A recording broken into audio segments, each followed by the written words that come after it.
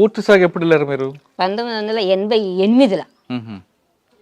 98లో, 98లో పూర్తి కాలం పోయినా. పూర్తి కాలం ఎక్కడెక్కడ తిరిగారు? అప్పుడు నేను పోయితే అత్త మళ్ళీ పూర్తి కాలం వచ్చిన తర్వాతనే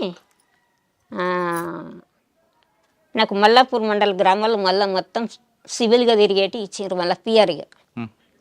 మళ్ళీ దళంలా ఉండు కాదు, మళ్ళీ సింగిల్గానే తిరగాల. మ్మ్. మల్లాపూర్ ఈ గ్రామాలన్నీ ఇచ్చిండ్రు. సింగిల్ గా తిరుగుతున్నప్పుడు ఇబ్బందులు రాదమ్మా నీకు? వస్తాయి కదా, భోజనం దొరకదు, షెల్టర్ ఉండదు. అవన్నీ వస్తాయి. ఆహా. ఇట్లా పొద్దు కట్టప్పుడు ఇంట్లోకి రావాలి, పొద్దు అందాక కంపెనీలలో పోవాలి. ఊర్లోకి వచ్చిన వెంటనే పోలీసు వాళ్ళు రావాలి, పోలీసు వాళ్ళ మధ్య నుంచి తప్పించుకొని పోవాలి, ఊరంతా పోలీసు వాళ్ళు చుట్టుముట్టాలి.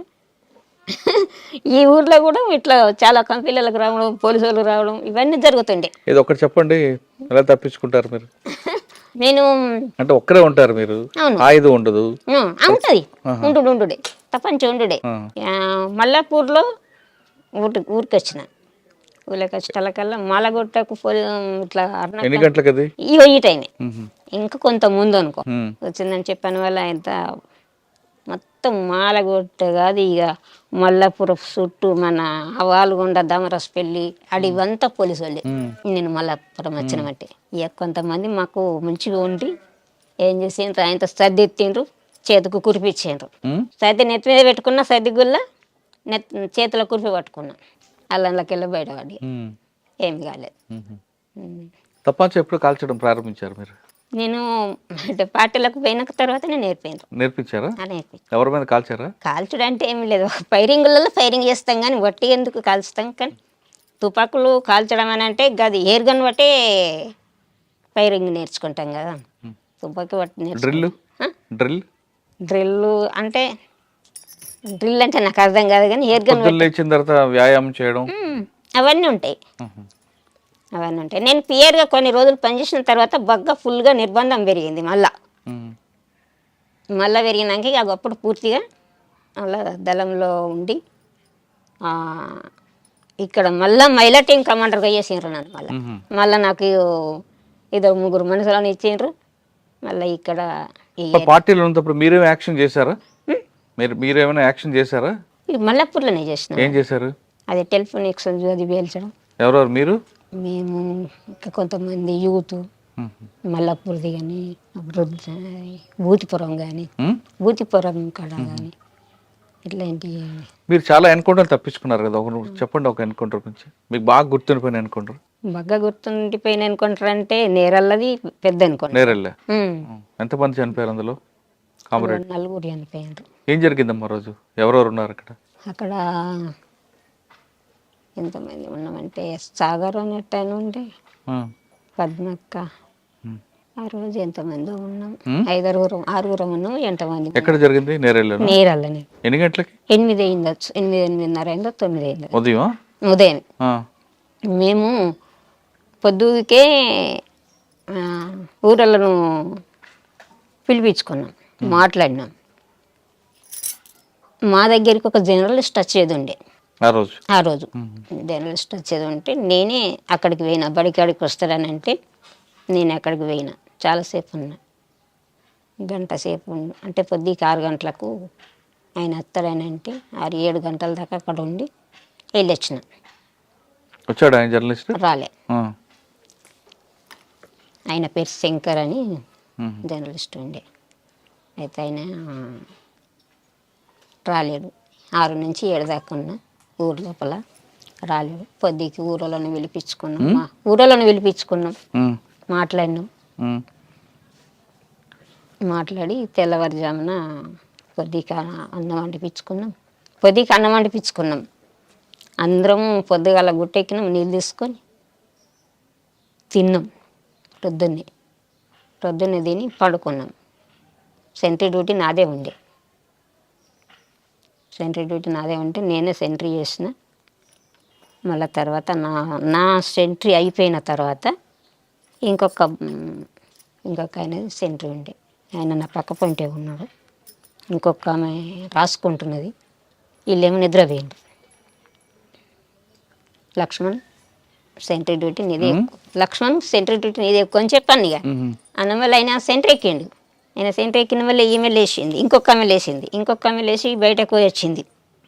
బయటకు పోయి వచ్చి ఆమె ఏదో టాబ్లెట్ వేసుకొని అక్క 600 రా బయటకు పోద్దాను రానంటే ఇట్లా బయటకు పోయినాం వచ్చినాం. బయటకు పోయి వచ్చినప్పుడు ఏమీ లేదు అసలు. వచ్చి కూర్చుండి మళ్ళీ రాసుకుంటున్నాం మేమిద్దరమే రాసుకుంటున్నాం. రాసుకునే టైంలోనే ఈ సెంట్రీ ఆయన ఏం చేసిండంటే అక్క అయ్యము సప్పుడు వినబడుతుందని అన్నాడు. నేను మళ్ళీ ఏం సప్పుడు అని చెప్పాను. మేము తుపాకీ పట్టుకొని చూసినాం. చూసేటలకల్లా లేచి చూసేటలకల్లా వాళ్ళు ఫైరింగ్ ఓపెన్ చేసిండ్రు. మేము ఓపెన్ చేసినాం. కానీ వీళ్ళు పడుకున్నట్టుగానే దగ్గర దాకా అంటే వాళ్ళు మొత్తం ట్రావెలింగ్లో వచ్చిండ్రు అనుకో. మాకు వాళ్ళ తలలు ఏర్పడినాయి కానీ కూర్చొని ఎట్లా అంగి ఉండి గిట్లా వచ్చినట్టుగా లేదు. దగ్గర దాకా వచ్చేదాకా ఏర్పడలేదు. అంతకంటే ముందే ఒక ఆయన అక్క వచ్చిండు. అక్క వచ్చిన ఆయన తోటి మాట్లాడినాం, పంపించినాం. ఆయన వేయిండు, పోలీసు వాళ్ళు వచ్చిండ్రు. వీళ్ళు మంచి నిద్రలో అయిపోయినరు వీళ్ళు. మేమేమో తెలతోటి ఉన్నాం. ఇవాళ పటాపట్ 3 దిశల నుంచి ఓపెన్ చేసిండ్రు. మేము తెలతోటే ఉన్నాం కనుక మేము ఓపెన్ చేసినాం. అప్పుడు మేము ఓపెన్ చేసి కొట్టుకుంటా మేము వచ్చినాం. ఇక మేము బయటకు వెళ్ళిపోయినాం. ఇక లోపల వాళ్ళు పండుకున్నట్టుగానే చనిపోయినరు. అయ్యో అట్లా అన్నట్టు. బాధ అనిపించలేదా నీకు? అనిపించదా? బాధపడ్డారా? అనిపించుడేనా. మరి ఎక్కడ కలుసుకున్నారు మీ అందరూ? మరి ఎన్కౌంటర్ అయినప్పుడు పలాని ప్లేస్లో కలుసుకోవాలనేది ఉంటుంది. ఏపీటీ ఉంటుంది. ఇక వాళ్ళిద్దరు ఒక కై అయినరు. మళ్ళీ నేను ఒకదాన్ని ఒక కై అయినా. నేను ఒంటరిగా అయిపోయినా, వాళ్ళు ఇద్దరు ఒక కై అయిపోయినరు. పొద్దున్న దాకా చుట్టూ పోలీసు వాళ్ళు. ఇక నేరల్లో చుట్టూ పోలీసు వాళ్ళు. ఇక ఎక్కడ కూడా మనం ఇక గుట్ట దిగ రాకుంటున్నది పోలీసు వాళ్ళు. ఆ టైంలో ఇక పొద్దున్న దాకా ఈ టైం నుంచి మొదలు పెడితే పొద్దుగుకేదాకా పోలీసు వాళ్ళే ఉన్నారు. గుట్ట దిగరాలేదు, కిందికి రాలేదు. ఎక్కడున్నారు? గుట్ట మీద ఉన్నారు. గుట్ట మీద నన్ను మరి పోలీసు చూడలేదు గుట్ట మీద? లేదు. అంటే ఇంకో దాని మీదకైనా ఉన్నాం కానీ ఇక మొత్తం నేరల్లో అడవి పెద్దదే కదా. ఇక ఎటు పక్క పోయి దిగి చూద్దామన్నా కానీ పోలీసు వాళ్ళే ఉన్నారు. ఇక మొత్తం రౌండ్ ఉన్నారు. ఇక ఎటు దిగరాలేదు. పూర్తిగా పొద్దు గూకేదాకా దిగలే. ఇక ఆ రోజు నీళ్లు లేవు, ఏమీ లేవు. ఇక మళ్ళీ పైరింగులకి వెళ్తే పైరింగులో దూపు అవుతుంది కూడా, నోరైపోతుంది కూడా. కానీ ఆ రోజు అయితే ఎట్లంటే ఈ కాళ్ళ మధ్యలో నుంచి, ఏళ్ళ మధ్యలో నుంచి, చెవుల మధ్యలో నుంచి ఇట్లా వెళ్ళిపోయినాయి కానీ మనకెందు అది పూర్తిగా దాకలేవు అనుకో. ఇక కొంచెం ముక్కలు దాకినాయి ఇట్లా కాళ్ళకు. ఎలా పరిగెట్టావు మా గుట్టల్లోంచి? ఎలా పరిగెత్తావని అంటే అప్పుడు ఏమనిపించేది, అప్పుడు ఏది అనిపించేది. ఫైరింగ్లో ఉండడం ఏమనిపించేది, ఫైరింగ్లోకి వెళ్ళడం ఏమనిపించేది. అప్పుడు ఏమనిపించేది. పరిగెత్తడం అంటే చాలా పరిగెత్తుతాం, కొట్టుతాము, వెళ్తాం కదా. ఎట్లా మనకు అది శిక్షణ ఉంటుంది కనుక మనం ఫస్ట్ దెబ్బ కొట్టి తర్వాత వెళ్ళాలి.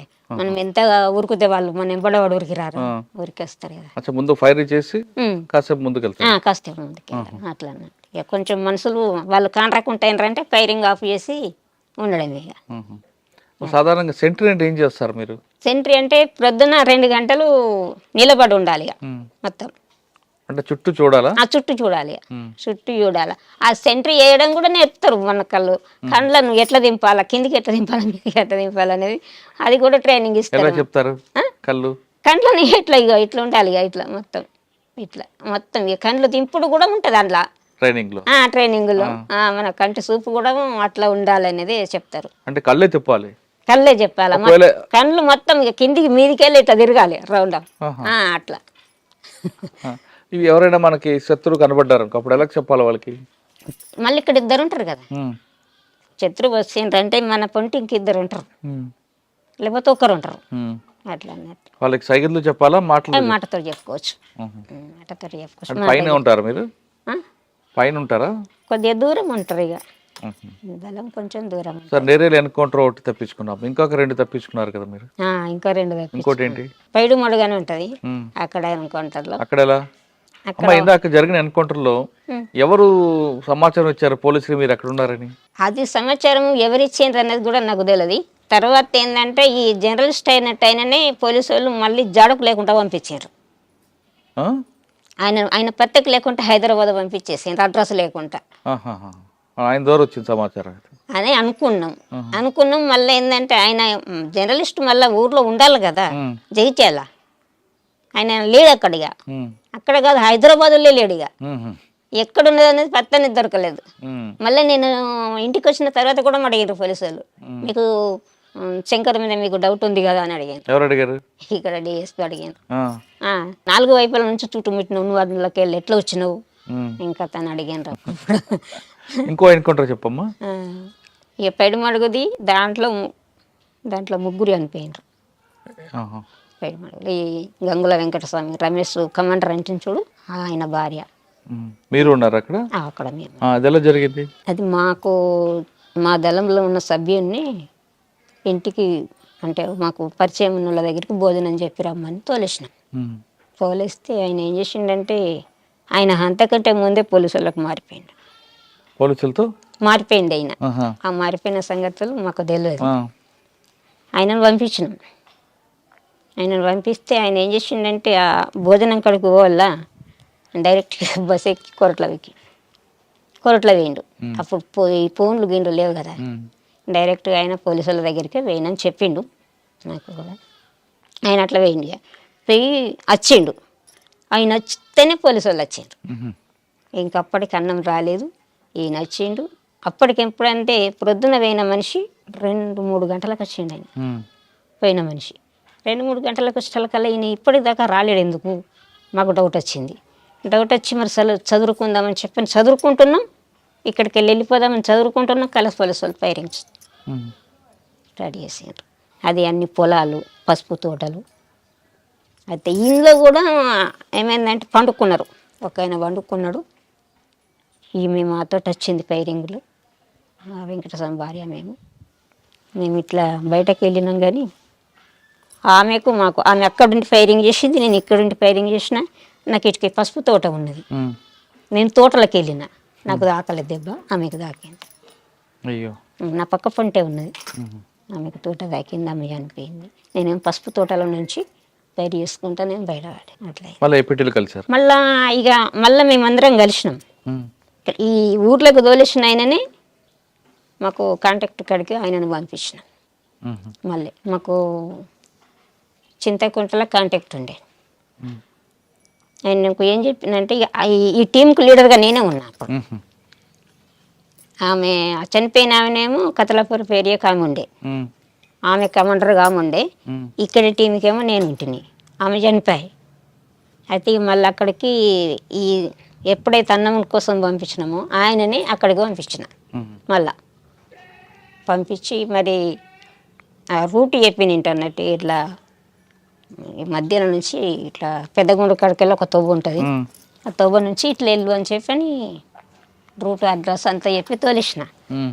ఆయన అటు పోలే, చక్కగా మెట్టిపల్లి పోయి వాళ్ళ ఆయన మెట్టిపల్లి పోయి మెట్టిపల్లి కాడ బస్ ఎక్కి బండి ఎక్కి మళ్ళీ అక్కడికి పోయి అక్కడ మళ్ళీ హరిదళం అని ఉండి మళ్ళీ ఆయన మేము కలిసినాం. ఇంకొక ఎన్కౌంటర్లో ఇంకొక ఎన్కౌంటర్ ఇక అది మధ్యమల్లి ఎన్కౌంటర్. ఇది పెద్ద మడుగు, అది మధ్య మడుగు, ఇది పైడు మడుగు. అది కోరట్ల మండలంలో పైడు మడుగు. ఇక్కడ ఇది అక్కడ మధ్య మడుగు ఎక్కడ? అటుకై మధ్యమల్లు అది రాజన్న సిరిసిల్ల. అక్కడ ఎలా జరిగింది? 70 మంది ఉంటాము అప్పుడు. పెద్ద కాన్ఫరెన్స్ అది, పై కమిటీ వాళ్ళు ఉన్నారు, స్టేట్ లెవెల్లో అందరూ ఉన్నారు అప్పుడు. బాగా పెద్దది అది పెద్దదైతే పొద్దుకి పండుకున్నాం. ఆ రోజు అంత ఉన్నాము. ఒకరోజు జెండా ఆవిష్కరణ చేసినాం, జెండా ఎగిరేసినాం, అక్కడ స్తూపం కట్టినాం, జెండా కట్టినాం, అన్నీ మంచిగానే చేసినాం. అక్కడ అప్పుడే నన్ను ప్రమోట్ చేసిండ్రు అందులో. ప్రమోట్ చేసి ఎల్జిఎస్ కమాండర్గా ప్రమోట్ చేసిండ్రు. నన్ను పైలట్ టీంలో పెట్టిండ్రు. ఆ పెట్రోలింగ్ ఓవుడు మబ్బుల మొదటి బ్యాచ్ పెట్రోలింగ్ ఓవడానికి ఆయన భాస్కర్ అనేట ఆయన జిల్లా కమిటీ మెంబరే. ఆయన ఆ రోజు ఈయన కూడా ఉండొచ్చు కానీ నాకు అంత ఐడియా లేదు, ఈ మల్లేసు కూడా ఉండొచ్చు కానీ ఒక 4-5 పోయినాం. మేము బయటకు వెళ్ళి పెట్రోలింగ్ చూసి వచ్చేటకల్లా మధ్యలో ఫైరింగ్. ఎంతమంది? ఒక ఆమె రజిత అనేట ఆమె చనిపోయింది. ఇంకొక ఆమె కొత్తగా వచ్చింది, అప్పుడే 12 రోజులు గడిచింది వచ్చి ఆమె వచ్చి. ఆ మొక్క ఆమె చనిపోయింది. ఒక ఆయన స్టేట్ లెవెల్ పసల రామారెడ్డి అనేట. ఎవరు ఇచ్చారు ఇన్ఫర్మేషన్? అది ఎవరిచ్చిండ్రు అన్నది అదేం తెలియలేదు.